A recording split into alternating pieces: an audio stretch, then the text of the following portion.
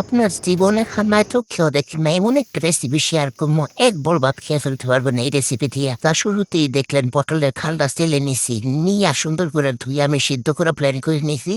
অনেকগুলো পেঁয়াজ কুচি দিয়া ভালো করে ভাজা ভাজা কইরা মরিচ আর হলুদ দিয়ে একটু পানি দিয়ে কষাইছি, আর কিচ্ছু না, ব্লেন্ড করা ওই পটলের খোসাটা দিয়ে এদের ভালো মতন সুন্দর মতন কষাই নিছি। তারপরে দুইটা তেলাপিয়া মাছ ভাইজা সুন্দর করে এটারে কাটা ছাড়াই দিয়ে দিলাম লবণ, ম্যাগি মশলা, আর এটার সাথে দিয়ে দিলাম একটু কাবাব মশলা। এটা দেওয়াতে এটার স্বাদটা অতুলনীয় হয়ে যায়।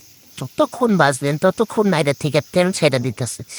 এই মজার রেসিপি দিয়ে আপনি অনায়াসে 2-3 প্লেট ভাত খেয়ে উঠে যেতে পারবেন, এত বেশি মজা হয়। বিশ্বাস না হলে জাস্ট একদিন একবার ট্রাই করেই দেখেন, এটা যে কি মজা মজা।